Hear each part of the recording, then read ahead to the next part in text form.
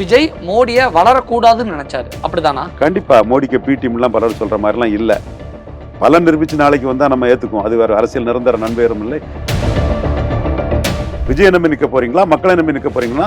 நான் மக்களை நம்பி நிற்க போறேங்கிறதான் சீமானுக்கு பிளஸ். 5வது முறையும் ஜம்பிங் இருக்குங்கிறது என் போன்ற ஒரு கருத்து. அதிமுக வீழும் பொழுது அதில் இருக்கக்கூடியவர்களாம் பிஜேபிக்கு போவாங்க, திமுகவுக்கு போவாங்க, நாம் தமிழருக்கு போவாங்கன்னு சொல்றீங்க. ஆனா தமிழக வெற்றி கழகத்தை சொல்லவே இல்லையே. தமிழக வெற்றி கழகம் களத்துக்குள்ள வந்து நின்னா ஃப்ரீ சிம்பிள் இருக்கக்கூடிய விவசாய சின்னத்தை நாம் தமிழர் எடுக்க முடியும். ஆனா அவங்க வந்து இது ரூல்ஸ் மாறிட்டு ஃப்ரீ சிம்பிள்ல விவசாயம் எடுக்கக்கூடாதுன்னு சொல்றாங்க. டாக்டர் ராமதாஸ் கட்சி ஆரம்பிக்கும் போது கலைஞருக்கும் ராமதாஸும் ஒரே கொள்கை தான். ஆனால் ஒரே கொள்கை இருக்கும்போது தன் கட்சி பாதிக்கக்கூடாதுங்கிற ஒரு எண்ண ஓட்டம் தான் ரெண்டு பேருக்கும் ஓடிக்கிட்டு இருந்தது. அதனால தான் முதல் எதிரி தம்பி விஜய் வந்து 2026 ஒரு நல்ல வாக்கை நிரூபிச்சுட்டு வரட்டு, அந்த வாக்கு ஒரு கண்ணியமான வாக்காக இருந்தால் அவரை எம்ஓஎஸ் ஆக்குறது கூட நாளைக்கு நாம மோடி அமைச்சர்கள் 4வது முறை மோடி பிரதமராக வரும்போது தம்பி விஜய் வந்து மத்திய அமைச்சராக இணையமைச்சராக வர்றது கூட நாம உழைக்க தயாராக இருக்கிறோம். ஆனால்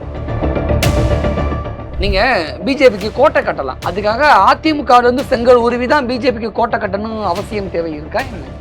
ஏதாவது ஒன்று அழிஞ்சாதான் இன்னொன்று எழும்பி ஆகும். நீங்க ஒரு நான் ஐடி ப்ரொஃபஷனலா ஐடி ப்ரொஃபஷனுக்கு மாறணுமா? அதுக்கு best choice Elysium Academy. Gurumurthy அவர் வந்து எடப்பாடி பழனிசாமி கவர்மெண்ட்டை தூக்கி போடும்போது நாங்கள் நாடார் டீம் வந்து இப்போ தூக்கி போட்டுட்டா எல்லாரும் முளமுளன்னு சசிகலா காலில் போய் விழுந்துருவாங்க. அதனால தூக்கி போடாதீங்க, கொஞ்சம் ஸ்ட்ரெங்தன் பண்ணுங்கிறது நம்ம சொல்லி ஸ்ட்ரெங்தன் பண்ணி விட்டோம். யார் சொல்லி? நாடார் டீம் பண்ணி. யாரோட தலைமையில? அது உங்க அரசு முன்னாடி இருக்கக்கூடிய ரவீந்திரன் துரைசாமி தலைமையில. உண்மையில நான் மட்டும் இல்ல, முகம் நான் தான். என் தம்பி Kannan very powerful organiser, very பவர்ஃபுல்லா இருக்கிறான். மறைந்த கோசல் ராம் இருந்தாப்புல இன்னும் எத்தனையோ இண்டஸ்ட்ரியலிஸ்ட் டெல்லிக்கே சசிகலாவுக்கு எதிராக பல முறை நாங்க போய் இது பண்ணோம். எல்லாத்துக்கும் மேல சசிகலா புஷ்பா அம்மையார், அவங்க இல்லைன்னா சசிகலா அம்மையார் அதிமுக பொதுச்செயலாளர் ஆயிருப்பாங்க. அவங்க மெம்பர்ஷிப் கார்டு சசிகலா அம்மையார் கிடையாதுன்னு சொல்லி அவங்க பிரச்சனை பண்ணி சிபிஐக்கு, ஹோம் மினிஸ்ட்ரிக்கு, எலெக்ஷன் கமிஷனுக்கெல்லாம் ஒரு பெட்டிஷன் கொடுத்தனால தான் நடராஜன் தரப்பு வந்து அபிஷேட்டிங் ஜெனரல் செக்ரட்டரியாட்டு வந்து ஆணித்தரமா எடுக்காம, ஜெனரல் செக்ரட்டரியாட்டு ஆணித்தரமா எடுக்காம பொறுப்பு பொதுச் செயலாளர் ஆக்கி சசிகலா அம்மையார் பொதுச் செயலாளராக இல்லாம பண்ணிட்டாங்க. அல்லது அன்னைக்கு வந்து எங்க டீம் சசிகலா புஷ்பா அம்மையாரை வச்சு நாங்க ஃபைட் பண்ண இதுல அதை கண்டு அச்சப்பட்டதுனால சசிகலா அம்மையார் பொதுச் செயலாளர் தேர்ந்தெடுக்கப்படலை. அல்லது பொதுச் செயலாளர் சசிகலா அம்மையார்னு சொல்லிட்டாங்கன்னா அப்புறம் இன்னொரு பொதுச் செயலாளர் அவங்க எந்த காலத்துக்கும் தேர்ந்தெடுத்துக்கிற மாட்டாங்க. அதை பண்ணது எங்க டீம் தான். சசிகலா புஷ்பா அம்மையார் தான் அவங்க முகங்காட்டி அடிச்சாங்க. அதுல வந்து தெளிவா அந்த காலகட்டத்துல அவங்க சொன்னது, பெருசுக்கு சிறுசு மேல பொறாம உண்டு, சிறுசு ஹைட்டா இருக்கும், அழகா இருக்கும். ரொம்ப பெருசு யார் சிறுசு பெருசுன்னு அவங்க சொல்றது புரிஞ்சவங்க புரியும். எனக்கே புரியல, ரசிகர்கள் எல்லாம் ஏமாந்துருவாங்க. என்ன செருப்ப கலத்தி அடிச்சது பெருசுதான், சிறுசுக்கு எந்த சம்பந்தமும் கிடையாது. உங்க வன்மத்துக்கு தானே நான் சிறுசை எடுத்து ஃபைட் பண்றேன்னு என்கிட்ட அவங்க டெல்லியில சொல்லுவாங்க. அப்போ அந்த அந்த ஃபைட்டுக்குள்ள ஜெயலலிதா சசிகலாவுக்கு மெம்பர்ஷிப் கார்டு கொடுக்கல, சும்மா துணைக்கு தான் கூட்டிட்டு வந்தாங்க. நான் எந்த காலத்திலும் சசிகலா அம்மையாருக்கு ஸ்டேச்சரை குறைச்சி பேச மாட்டேன். ஜெயலலிதாவுக்கு உயிர் தோழி, அந்த மரணத்துல கவலைப்பட்டிருப்பாங்க, எந்த இதுவும் கிடையாது. நம்ம அந்த கண்ணியமா பண்ணுவோம். ஐயா நடராஜன் ஒரு கல்லால எடுத்தா 2 கல்லால திருப்பி அடிக்கணுங்கிறதுக்காக ஐயா நடராஜனுக்கு எதிராக அவர் தேவர்களை பார்த்து அடிக்கிறார் தேவாரன்னு சொன்னதுல இருந்து, முள்ளிவாக்கல் முத்தத்துல 2 upper caste prime minister comment பண்ண காமராஜ் படத்தை வைக்காததுல இருந்து நாம பண்றோமே தவிர சசிகலா அம்மையார் மேல நமக்கு எதுவுமே இல்லை. எனிவே இந்த ஆங்கிள் நாம நிற்கும் போது குருமூர்த்தி எடப்பாடி பழனிசாமியை தூக்கி போட்டுடலாம் சசிகலாக்குன்னு சொல்லும் போது நாம தூக்கி போட்டா அது முளன்னு சசிகலா காலில் விழுந்துருவாங்கன்னு மோடி மூலமா எங்க டீம் கிட்ட பிஎம் மூலம் எங்களுக்குள்ள செல்வாக்கு மூலமா நாங்க தடுத்தோம். அப்போ எடப்பாடி கவர்மெண்ட் விழாம தடுத்ததுல எங்களுக்கு ஒரு பங்கு உண்டு. குருமூர்த்தியும் நாங்களும் ஒத்த கருத்துல இருந்தவங்க இந்த இடத்துக்குள்ள வேறுபடுறோம். அதுக்காக எடப்பாடி பழனிசாமி பையனெல்லாம் போய் வம்புழுக்கிறது, அதுதான் வாரேன். இந்த அளவுக்கு நாங்க செய்தது எடப்பாடிக்காக செய்யல, சசிகலா அம்மையார் இதுக்காக தான் செய்தோம். இன்னும் சொல்ல வளரக்கூடாதுங்கிறது நடராஜன் இந்த இடத்துல வந்து பெருசு சிறுசுன்னு சொன்னது, பெருசுனா பெரியவங்க ஜெயலலிதா அம்மையார் அவர்கள், சிறுசுனா சசிகலா அவர்கள், அப்படிதான் புரிஞ்சுக்கணுமா? மக்கள் புரிஞ்சுக்குவாங்க. சரி. இந்த கட்டத்துல பலன் அடைஞ்சவர் ஐயா எடப்பாடி பழனிசாமி. அந்த பலனை அடைஞ்சாரு குருமூர்த்தி நினைச்சா அந்த கவர்மெண்ட்டை தூக்கி போட்டிருப்பாரு. நான் எங்க நாடாட்டியும் அந்த கவர்மெண்ட்டை காப்பாத்தி. குருமூர்த்தி அவர்கள் ஒரு ஆளுநரோ இல்லையே, ஒரு கட்சியோட பின்ன எதுக்கு அவர் காலில் போய் விழுந்தீங்க? ஏன் விழுந்தாங்க இல்லைன்னு அவங்க சொல்லுங்க. சரி, அவங்க இல்லைன்னு ஓகே, விழுந்ததாவே இருக்கட்டும், ஏன் விழணும், எதுக்காக விழணும்? அவருக்கு ஹோல்டு இருக்குன்னு நினைச்சு அவர் அந்த கவர்மெண்ட் அன்னைக்கு ப்ரொடெக்ட் பண்ணுவார்னு விழுந்தாங்க அன்னைக்கு. அந்த கடத்துக்குள்ள அவரு தட்டி போட போகும்போது நாங்க அதை தடுத்தோம். அடுத்தபடியா வீடு தீப்பற்றி இருக்கும்போது ஜாக்கிர ஜலம்னாலும் அதை எடுத்து அணைக்கணும்னாப்புல நாங்க சசிகலா எதிர்ப்பு இதை குருமூர்த்தி ஐயா அவர்கள் டைல்யூட் பண்ணாலும் நாங்க டைல்யூட் பண்ணல. நாங்க fight to the finished parties. அதனால அவர் டைல்யூட் பண்ணிட்டாரு. அவர் போக்கஸை எதிரியா வேற எங்கேயும் ஷிஃப்ட் பண்ணிட்டாரு. நாங்க அதை ஷிஃப்ட் பண்ணல. நாங்க சொன்னோம் மோடி இருக்கக்கூடிய பிஜேபி இன்க்ளூசிவ் அலையன்ஸுக்குள்ள சசிகலா அம்மையார் வர முடியாதுன்னு சொன்னோம்.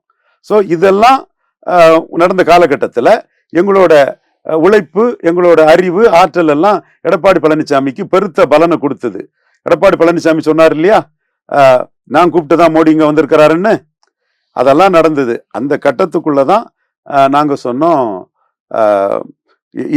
எடப்பாடிக்கு எதிராக இடி, ஐடி, சிபிஐ எதுவும் வராதுன்னு சொன்னோம். ஆனா இப்போ வருதுன்னு சொன்னா இப்போ தம்பி முதுன் பழனிசாமிக்கு தெரியும் ஏன் வருது, எதுக்கு வருதுன்னு தெரியும்.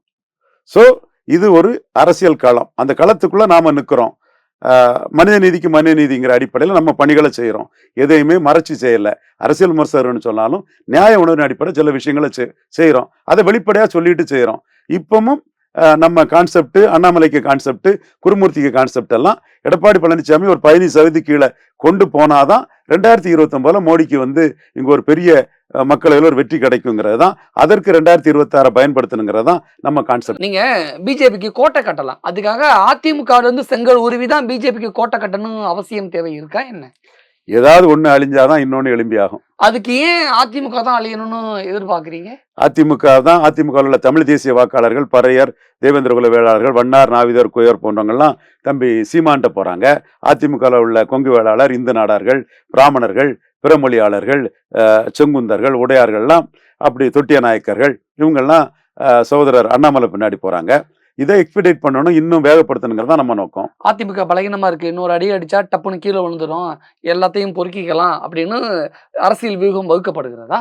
வன்னியர்களும் கொங்கு வேளாளர்களும் எடப்பாடி கூட நிற்பாங்க, விட மாட்டாங்க. 2 பேரும் மத்தவங்க எல்லாம் பிச்சுப்பாங்களா? மத்தவங்களுக்கு லாபம் இல்ல, பிச்சுக்குவாங்க. அதுதான் நான் சொல்றேன். எங்க போவாங்க? சீமாண்டையும் பிஜேபி போவோம், ஸ்டாலின்டையும் போவாங்க. இப்ப இன்னைக்கு விக்கிரவாண்டி எலெக்ஷன்ல ஒக்காலிகா, லிங்காயற்று, அருந்ததியர், வட இந்தியர், தொட்டிய நாயக்கர் போன்ற பல தெலுங்கு, கன்னட தாய்மொழி மக்கள் ஏன் நாயர் உட்பட சீமானுக்கு அரசியலுக்கு எதிராக திமுக கன்சால்டேட் ஆவாங்க. ஸ்டாலின் இது கன்சால்டேட் ஆகிறது ஈரோடு கிழக்குக்கு மட்டும் இல்லை, என்டையர் கொங்கு பெல்ட்டுக்கும், ஏன் தமிழ்நாட்டுக்கே கூட அருந்ததியரை கன்சால்டேட் பண்ற அரசியலை ஸ்டாலின் தெளிவா பண்ணிடுவாப்புல. ஸோ இதுவும் இங்க நடந்துட்டு தான் இருக்குது. ஆக ஜெயலலிதா அம்மையார் இறக்கும்போது இந்த 40% இந்த 20 ஆயிட்டு. இந்த 20 15 கிலோ கொண்டு போயிட்டோம்னா எடப்பாடி பழனிசாமியால காங்கிரஸுக்கு 20 எம்பி சீட்டு தாவரங்கிற ஆஃபர் கொடுத்து விட முடியாது. அதுக்கு தான் நாங்க உழைக்கிறோம். அப்போ அன்னைக்கு நாங்க எடப்பாடி பழனிசாமிக்கு ஆதரவா கவுண்டர் பண்ணுவாரு, எய்தர் எடப்பாடியார் எலெக்ஷன், இதெல்லாம் நம்ம சொன்னோம்னா சசிகலா நடராஜன் தரப்பு பலம் பெற்றாங்கன்னா அவங்க இந்திரா காந்தி அம்மையார் ஆட்கள், காங்கிரஸ் மைண்டட் ஆட்கள், ராகுல் காந்தியை கொண்டு பவர் பொலிட்டிக்ஸ் பண்ணவங்க, 1969-71 இருந்தே ஆண்டி காமராஜ் அந்த மென்டாலிட்டி கொண்டவங்க. ஸோ அவங்க பலம் பெற்று காங்கிரஸ் கூட்டணிக்கு போவாங்க. திமுகவும் காங்கிரஸ் கூட்டணிக்கு விரும்பும். பாஜக தெருவில் ஒன்றும் இல்லாம வேஸ்டா கிடக்க வேண்டியங்கிற லெவல்ல தான் நடராஜன் அவர்கள் மிகப்பெரிய சாணக்கியர், மிகப்பெரிய பலம் கொண்டவர். அவர் சென்றிக்காக தான் நம்ம சசிகலா அம்மையாரை கடைசி வரை விடக்கூடாது. நம்ம மோடி எங்க கருத்துக்கு வெயிட்டேஜ் கொடுத்தாரு. ரவீந்திர துரைசாமி டீம் மோடி நன்மைக்காக தான் இவனு சொல்லுவானுங்க. பாரத் பதக்கு ஆரம்ப கட்டத்திலே பதவி வான்மானி கேட்கும் போது அண்ணன் தம்பிக்கு உதவுறதுல என்ன பதவி வேண்டி கிடைக்குது, ஃப்ரெட்டானிட்டி அடிப்படையில் ஒரு ஓபிசி பிஎம்னு நாம இந்தியா ஃபுல்லா உள்ள ஜாதிகள் அரசியலை நம்ம உதவிகள் என்று பாரத் பதக்கிட்ட எஸ்டாப்ளிஷ் பண்ணனால இவங்க கருத்து நம்ம நன்மைக்காக தான் இருக்குன்னு நினைச்சு மோடி முழுமையா எடுப்பாரு. இப்பவும் பைப்போலர் பொலிட்டிக்ஸை காலி பண்ணி எடப்பாடியை 15% கீழே 26 கொண்டு போனாதான் இங்க தமிழ்நாட்டில் தொடர்ந்து காங்கிரஸ் ஜெயித்துட்டு இருக்கக்கூடிய அந்த அரசியலை முறியடிச்சு மோடிக்கு 29 ஒரு மக்களவை இதில் ஒரு வெற்றியை கொடுக்க முடியும். இது ரவீந்திர துரைசாமிக்கு ஸ்ட்ராட்டஜி. இதை அண்ணாமலை அவர் எடப்பாடியை வீழ்த்தினாதான் வளர முடியுங்கிறனால அவர் என்டால்ஸ் பண்றாரு. சத்திரன் குருமூர்த்தி காலில் விழுந்துகிட்டு அது பிறகு ஐயர் நாடார் என்ன செய்ய முடியும்னு கேட்டனால அவரும் என்டால்ஸ் பண்றாரு. மொத்தத்துல இதுல மோடிக்கு நன்மை தான், இதுல கனெக்டிங் பாயிண்ட், இந்த இவங்களெல்லாம் ஒன்றிணைக்கக்கூடிய நூல். நீங்க சொல்ற மாதிரி அதிமுக வீழ்ச்சி எந்த கட்சிக்கு உயிர் தரும்? பாஜகவுக்கு திமுகவுக்கு நாம் தமிழருக்கு குறிப்பிட்ட ஒரு கட்சி சொல்லுங்க பாப்போம். இல்ல அதிமுக வீழ்ச்சியில இருந்து இந்த கட்சி உயிர் பெறும் அப்படின்னா அதாவது பிஜேபியா? நாயுடு, ரெட்டியாரு, உடையாரு, பிராமணரு, இந்து நாடாரு, கொங்கு வேளாளரு, ஒக்காலிகா, லிங்காயத்து, 24 மலை தெலுங்கு செட்டி, தேவாங்கர் செட்டி, இந்த மாதிரிப்பட்ட சமூகங்கள்லாம் வந்து அதிமுக எடப்பாடி தலைமையை விட்டுட்டு மோடி அண்ணாமலைன்னு போறாங்க. மோடி அண்ணாமலைன்னு போறாங்கன்னா இதுக்கு முன்னாடி அதிமுக கூட பிஜேபி கூட்டணி வச்சதுதான் முதல் முக்கிய காரணமா? அடித்தளமான காரணம் இதுதானா? அண்ணாமலை ஒரு பவர்ஃபுல் லீடராட்டும் உள்ள வர்றாரு.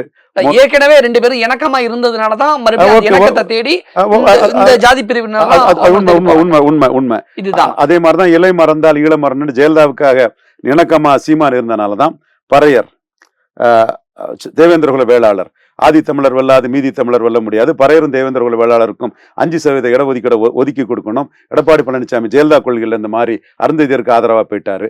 இந்த மாதிரி இது அடுத்தால வண்ணார், நாவிதர், குயவர், போயர், ஒட்டர், வேட்டுவ கவுண்டர், ஊராளி கவுண்டர், தொட்டிய நாயக்கர், மருத்துவர், Mangala, முக்குவர், பரதவர், Urali counter, வேட்டுவ counter, aunty பண்டாரம், ஜங்கம், இந்த மாதிரி ஒரு 10% வாக்குகள் ஒதுக்கீட்டுல எடப்பாடி பழனிசாமியும் சிவி சண்முகமும் அநீதி இழைச்சாங்க, அம்பாசங்கர் கமிஷனையே வந்து உல்டா புல்டா பண்ணிட்டாங்கிறதுல அவங்க வந்து சீமான நோக்கி நகர்றாங்க. இப்படி பசியப்ப ஜாதிகள் வந்து சீமான நோக்கியும், அப்பர் காஸ்ட், அப்பர் மென்டாலிட்டி காஸ்ட்னா Kongu Vellalar upper mentality caste 74 தான் அவங்க பிசிக்குள்ள வந்தாங்க. இந்த நாடார் அப்பர் மென்டாலிட்டி காஸ்ட் 64 தான் பிசிக்குள்ள வந்தாங்க. உடையார் அவங்க எஃப்சியில இருந்து பிசில வந்தாங்க. அப்பர் காஸ்டாட்டே இருக்கக்கூடிய பிராமணர், வட இந்தியர்கள், இவங்கெல்லாம் நாட்டுக்கோட்டை செட்டியார், இவங்கெல்லாம் அண்ணாமலை நோக்கி நகர்றாங்க. இந்த ப்ராசஸ் நடந்துட்டு இருக்கு. அதிமுக வெல்லும் பொழுது அதுல இருக்கக்கூடியவர்கள்லாம் பிஜேபிக்கு போவாங்க, திமுகவுக்கு போவாங்க, நாம் தமிழருக்கு போவாங்கன்னு சொல்றீங்க. ஆனா தமிழக வெற்றி கழகத்தை சொல்லவே இல்லையே. தமிழக வெற்றி கழகம் களத்துக்குள்ள வந்து நின்னா ஈரோடு கிழக்கிலே எடப்பாடியை பலகீனப்படுத்தி ஸ்ட்ரெங்தன் ஆயிருக்க முடியும்னு நான் 1000 முறை சொன்னேன். விஜய்க்கு மனச்சாட்சிக்கு சொல்றேன், நான் சொன்னா இல்லையாங்கிறத நீங்க புரிஞ்சுக்கிடுங்க. தப்பான ஆலோசகர்களால களத்துக்குள்ள வைக்காம பார்வையாளரா இருந்துட்டு இருக்கீங்க. மக்கள் அதை லீடரா பார்க்க மாட்டான். விஜய்க்கு ஆலோசனை கொடுக்க ஒரு சரியான தலைமை ஆளுமை கூட இல்லையா? விஜய் தான் முடிவு பண்ணணும். அப்ப கூட இல்லைங்கிறது உண்மையா நீங்க சொல்றதை வச்சு பார்க்கும்போது? அதாவது பாராளுமன்ற தேர்தலுக்கு முன்னாடியே வந்து பாராளுமன்ற தேர்தலில் லெட்டர் பேட் கட்சியா இருந்தது தப்பு. சிஏ மட்டும்தான் ஒரு இஷ்யூவா, வேற இஷ்யூவே இல்லையா? அதுக்கு பிறகு ஆரம்பத்திலே வந்துகிட்டு கள்ளக்குறிச்சி சாராய சாவை பார்த்துக்கிட்டு விக்கிரவாண்டியில கேண்டிடேட் போடாது தப்பு. அடுத்து இப்போ பரந்தூர்ல போய் நின்றுக்கிட்டு ஈரோடு கிழக்குல கேண்டிடேட் போடாம அது அரசியல் களத்தை விட்டுட்டு பப்ளிசிட்டிக்கா ஒரு இடத்துல போய் நிற்கிறது தப்பு. நேரடியாவே இவ்வளவு தவறையும் பண்ணி யாரு தப்பான ஆலோசனை வழங்குறதா நீங்க நினைக்கிறீங்க? அவர் நடவடிக்கைகள், அவரோட ஆலோசகர்கள் தவறானவர்கள்ங்கிறத காட்டுது. மனவலிமையற்ற கோழைத்தனமான ஆலோசகர்கள் தான் அன்னைக்கு மோடி பிரமிஷ் ஆயிடுவாரு, நம்ம ஓட்டை பிரிச்சுட்டான்னு மக்களவை தேர்தலில் விஜய நிற்க விடாம பண்ணது. அந்த இடம் தான் நமக்கும் அந்த தரப்புக்கும் உள்ள அந்த மாறுபட்ட கோணத்தை நம்ம பதிவு பண்றோம். இப்பவும் அவங்க வந்து நான் மீண்டும் சொல்றேன், தேர்தலுக்கு 8 மாசம் முன்ன வந்திருக்கலாமே. விஜய் மோடிக்கு எதிரா இருக்காரு, பிஜேபிக்கு எதிரா இருக்காரு அப்படிங்கிற மாதிரியே இருக்கு, புரிஞ்சுக்க முடியுது. அரசியல்ல நிரந்தர நண்பரும் இல்ல, நிரந்தர பகைவரும் இல்ல. சகோதரர் தம்பி விஜய் வந்து 2026 ஒரு நல்ல வாக்கை நிரூபிச்சுட்டு வரட்டு. அந்த வாக்கு ஒரு கண்ணியமான வாக்கா இருந்தா அவரை எம்ஓஎஸ் ஆக்குறது கூட நாளைக்கு நாம மோடி அமைச்சர்கள் 4வது முறை மோடி பிரதமராக வரும்போது தம்பி விஜய் வந்து மத்திய அமைச்சரா இணையமைச்சரா வர்றது கூட நாம உழைக்க தயாரா இருக்கிறோம். ஆனா பலன் நிரூபிக்காம நீங்க டகால்ட்டி பண்றதும் மோடி எதிர்ப்புங்கிற விஷ விதைய தூவுறதும் ஏத்துக்கிட முடியாது. மோடி எதிர்ப்புங்கிறது ஒரு விஷ விதையா? அதாவது ஒரு புதுசா வரக்கூடிய ஒரு கட்சி பாராளுமன்ற தேர்தலுக்குள்ள வந்து களத்துக்குள்ள வந்திருக்கணும். களத்துக்குள்ள வராம சிஏ எதிர்ப்புங்கிற ஒரு ஸ்டேட்மெண்ட்டை நீங்க கொடுத்தீங்கன்னா அது மோடி எதிர்ப்புங்கிற விஷ விதை இல்லாம என்ன? அப்ப நீங்க அந்த இடத்துக்குள்ள மோடி நீங்க கேண்டிடேட் போட்டீங்கன்னா அது தருமபுரியில மோடிக்கு ஒரு சீட்டு வந்துடும், கோயம்புத்தூர் ஜெயித்தாலும் ஜெயித்துறோம், ஏசி சண்முகம் வெள்ளூர்ல ஜெயித்தாலும் ஜெயித்துருவாரு. நம்ம ஓட்டை பிரிச்சு மோடிக்கு 4 சீட்டு வந்துடக்கூடாதுன்னு நீங்க லெட்டர் பேட் ஆகி நீங்க உங்களையே அழிச்சுக்கிட்டு மோடி எதிர்ப்புங்கிற புள்ளியில உங்க இமேஜை கெடுத்தாலும் பரவாயில்ல, மோடிக்கு இங்க சீட்டு வந்துடக்கூடாது நீங்க முடிவெடுத்து பண்றீங்க. விஜய் மோடிய வளரக்கூடாதுன்னு நினைச்சாரு, அப்படிதானா? கண்டிப்பா. மோடிக்கு பிடிஎம் எல்லாம் பலர் சொல்ற மாதிரி எல்லாம் இல்ல. பலன் நிரூபிச்சு நாளைக்கு வந்தா நம்ம ஏத்துக்குவோம். அது வேற அரசியல் நிரந்தர நண்பரும் இல்லை, நிரந்தர பயிரும் இல்லை. மேல நாட்டு அறிஞர் சொன்னதை பேரறிஞர் அண்ணா பெருந்தகை தமிழ்நாட்டில் பாப்புலரைஸ் பண்ணி வச்சிருக்கிறாரு. நீங்க சொன்ன இந்த அரசியல் பழமொழி, அரசியலில் நிரந்தர எதிரியும் இல்லை, நிரந்தர நண்பனும் இல்லை, இது விஜய்க்கும் சீமானுக்கும் பொருந்துமா? கண்டிப்பா பொருந்தும், கண்டிப்பா பொருந்தும். விஜய்க்கும் சீமானுக்கு என்ன பிரச்சனைனா, பலன் நிரூபிக்காத விஜய் பலன் நிரூபிச்ச சீமானுங்க தான் பிரச்சனை. அதுல கற்பனையா விஜய்க்கு ஒரு பலத்தை கொடுத்துக்கிட்டு சீமானை ஏமாத்த பார்க்கும்போது நம்மோட அன்பு சகோதரர் சீமான் கிட்ட நீங்க 8.2 பலம் நிரூபிச்சாங்க, விஜய் பலம் நிரூபிக்காதவங்க சொல்லும்போது சீமானே என்ன சொன்னார்னா 30 சீட்டு விஜய் கொடுத்தா கரெக்டா இருக்குமான்னு கேட்டார். நம்ம சொன்னோம் நீங்க 234 தனிச்சு நிக்கிறதா உங்களுக்கு பிளஸ். ஏன்னா 8% நீங்க தேங்கி போயிட்டீங்கிற எண்ணம் வரக்கூடாது மக்களுக்கு. நீங்க நதி போல ஓடிக்கொண்டுட்டு இருக்கீங்க, ஜம்பிங்ல போயிட்டு இருக்கீங்க, சீனல் முங்கில் மேல வருவீங்கன்னா 5வது முறையும் தனிச்சு நிக்கிறதா உங்களுக்கு பிளஸ். ஆனா சீமான் விஷயத்துல ஒவ்வொரு தேர்தலுக்கும் சீமான் சுயேட்சையா தனியா நிக்கும் பொழுது சீமானுக்கு யாரோ தப்பா ஆலோசனை வழங்குறாங்கிற ஒரு குற்றச்சாட்டு இருக்குல்ல. சீமானுக்கு 1.1 இருந்து 8% போயிருக்காருன்னா யாரோட ஆலோசனையும் அவருக்கு தேவையில்லை.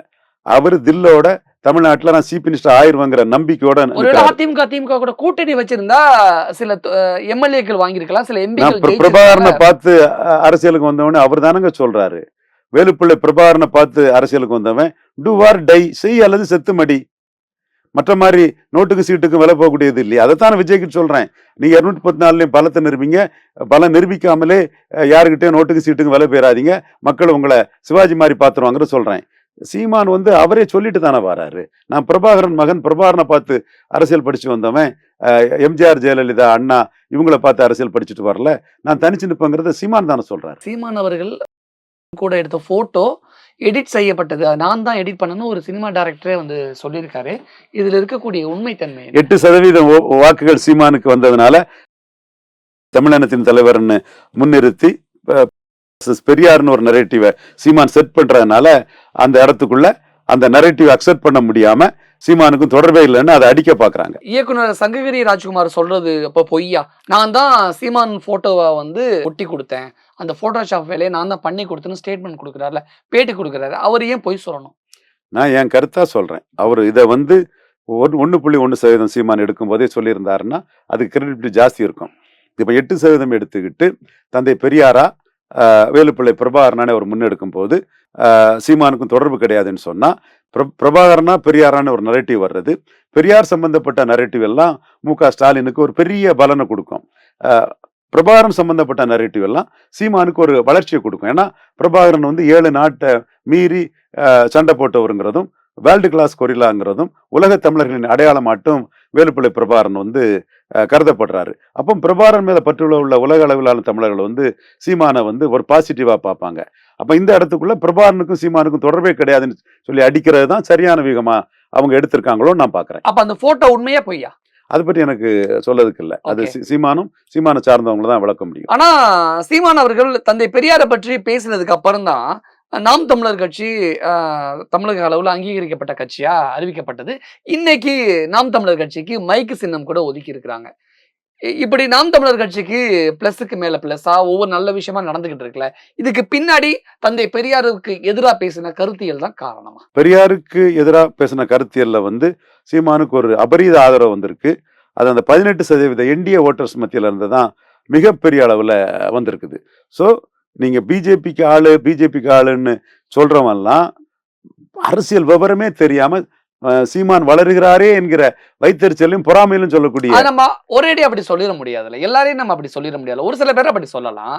ஏன்னா சீமான் தந்தை பெரியாருக்கு எதிராக பேசும் பொழுது அண்ணாமலை வாண்டடா நான் ஆதாரத்தை தரேன் அப்படின்னு சொல்லி, ஏன்னா பேசின சீமானே ஆதாரம் நான் தரேன்னு சொல்லலை, நீங்க தேசிய உடைமை ஆக்குங்க அந்த புத்தகத்தெல்லாம் அதுக்கப்புறம் தரேன்னு தான் சொன்னாரு.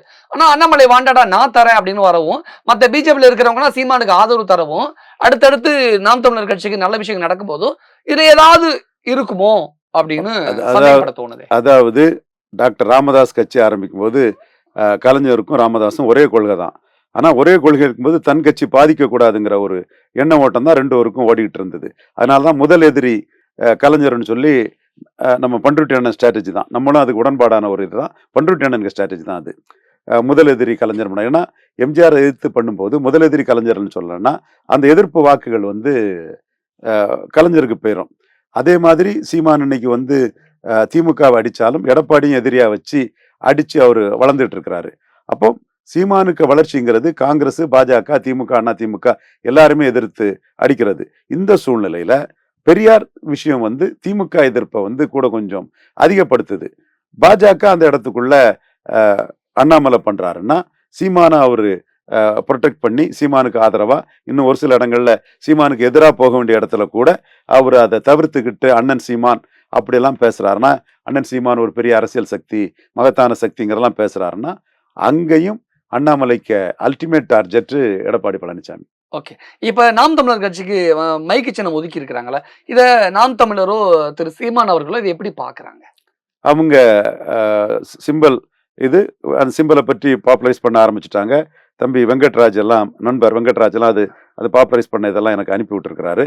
ஓகே, கிடைச்ச சிம்பலை வச்சு இந்த எலெக்ஷனை ஃபைட் அவங்க பண்ணிடுவோம். ஆசைப்பட்டதுதான் மைக்கு சின்னமா? இல்ல, அவங்க விவசாய சிம்பல் தான் எதிர்பார்த்தாங்க. தேர்தல் ஆணையம் அவங்களுக்கு அதை கொடுக்கல. தேர்தல் ஆணையம் இப்ப புது ரூல்ஸ் வந்துட்டு அப்படின்னு சொல்லி தவிர்த்துட்டாங்க. அவங்க விவசாய சின்னத்தை வந்து ஃப்ரீ சிம்பல்ல வச்சிருக்காங்க. ஃப்ரீ சிம்பல் இருக்கக்கூடிய விவசாய சின்னத்தை நாம் தமிழர் எடுக்க முடியும். ஆனா அவங்க வந்து இது ரூல்ஸ் மாறிட்டு ஃப்ரீ சிம்பல்ல விவசாயி எடுக்க கூடாதுன்னு சொல்றாங்க. அப்ப ஏன் வச்சிருக்காங்க? அப்ப இதெல்லாம் பிரச்சனை உண்டு. அப்போ சீமான் என்ன பாக்குறாரு? தேர்தல் ஆணையத்திட்ட இது நம்ம மல்லு கட்டிட்டு சண்டை போட்டுட்டு தான் நேரம் வரையும். கிடைக்கிற ஒரு சிம்பலை எடுத்துட்டு போயிடுவோம். அம்பேத்கரின் மைக்கு, அண்ணாவின் மைக்கு, காமராஜரின் மைக்கு, எம்ஜிஆரின் மைக்கு அப்படின்னு மைக் சின்னத்தை எடுத்துக்கிட்டு, இது புது வசனம், புது ஸ்ட்ராட்டஜி. ஆமா, சேக்குவாராவின் மதிப்பு. ஆக்சுவலா என்ன நினைச்சிருந்தாங்கன்னா, அது விவசாய சின்னத்தை எடுத்துட்டு அண்ணன் ரஜினிகாந்துக்கு வந்துட்டேன்னு சொல்லு, மீண்டும் வந்துட்டேன்னு சொல்லி எங்க அண்ணன் ரஜினிகாந்துக்கு அதை பேசிட்டு தான் சீமான் மனசுல வச்சிருந்தாரு. அதை கொடுத்தாங்கல்ல, ரஜினிகாந்த் டயலாக்க சீமான் பேசிடக்கூடாதுன்னு நினைச்சாங்களோ என்னவோ. ஃப்ரீ சிம்பிள் இருந்தாலும் விவசாய சின்னம் கிடையாதுன்னு சொல்லிட்டாங்க. சரி, அப்போ இது அண்ணாவுக்கு மைக்கு, இது அம்பேத்கருக்கு மைக்கு, பசுமன் முத்துராமலிங்க தேவர் பேசின மைக்குன்னு பழைய காலத்து மைக்கை போட்டு அதை மைக்கை எடுத்துட்டாங்க. இதுல மைக்கு விஷயம் சம்பந்தமா விஜயும் ஒரு கட்டத்துல சீமான் ஆதரிச்சு மைக்கு விளம்பரம் போட்டாரு. அதுக்கு பிறகு விக்கிரவாண்டியில சீமானுக்கு ஓட்டு குறைவுங்கிறதுனால யாருக்கும் ஆதரவு இல்லைன்னு சொன்னாரு. இப்படி பல அரசியல்கள் போயிட்டு இருக்கும். அரசியல நிரந்தர எதிரிகளும் கிடையாது, நிரந்தர நண்பரும் கிடையாது. பெர்மனன்ட் இன்ட்ரெஸ்ட் தான் உண்டு. சீமானுக்கு இன்ட்ரெஸ்ட் பெர்மனண்டா என்ன? தான் சீஃப் மினிஸ்டர் ஆகணும். விஜய் அதுல காம்ப்ரமைஸ் பண்ணாருன்னா சீமான் கூட கைகோர்க்க முடியும். நாம் அரசியல்ல நிரந்தர எதிரிகளும் கிடையாது, நிரந்தர நண்பர்களும் கிடையாது. விட்டு கொடுத்தா சீமான் முதலமைச்சர் ஆயிடலாம் என்பவர்கள் அதுலயும் நாங்க மாறுபடுறோம். 234 சீமான் வந்து தனிச்சு நிக்கிறது தான் அவர் தில்லான தலைவர். யாரையும் நம்பாம தன்னை நம்பி நிற்கிறாரு, மக்களை நம்பி நிற்கிறாரு. விஜயை நம்பி நிற்க போறீங்களா, மக்களை நம்பி நிற்க போறீங்களா? நான் மக்களை நம்பி நிற்க போறேங்கிறதான் சீமானுக்கு பிளஸ். 5வது முறையும் ஜம்பிங் இருக்குங்கிறது என்பவரோட கருத்து. ஆனா சீமானுக்கு ஆசை இல்லையா தம்பி விஜய் நம்ம கூட வந்து சேரணும் அப்படின்னு? அதுக்குள்ள காலகட்டம் வந்து அந்த தத்துவ தலைவர் பெரியார் இதுல சீமான் அதை உடைச்சிட்டாரு. ஆனா விஜய் அந்த இதுல பெரியாருக்காக இன்னும் பேச இல்லாத போது ஜான் ஆரோக்கியசாமி விஜய் அப்படி டியூன் பண்றாரோ, பெரியாருக்காக நீங்க பேசாண்டாம், சீமான எதுக்காண்டான்னு டியூன் பண்றாரோங்கிற ஒரு எண்ண ஓட்டமும் அதுக்குள்ள வரும். அந்த ஜான் ஆரோக்கியசாமி பேசுனதா வந்த அந்த ஆடியோ எல்லாம் உண்மைதானா விஜய் கட்சிக்கு எதிராக? ஆர்டிபிஷியல் இன்டெலிஜென்ஸ்லயும் வந்திருக்கலாம், உண்மையாகவும் இருக்கலாம் இன்னைக்குள்ள காலகட்டத்துல. ஓகே, தமிழக அரசியல் களம் சார்ந்து நிறைய விஷயங்கள்ல புட்டு வச்சிருக்கீங்க. மிக்க நன்றி. நன்றி. நீங்க ஒரு நான் ஐடி ப்ரொஃபஷனலா ஐடி ப்ரொஃபஷனுக்கு மாறணுமா? அதுக்கு பெஸ்ட் சாய்ஸ் எலிசியம் அகாடமி.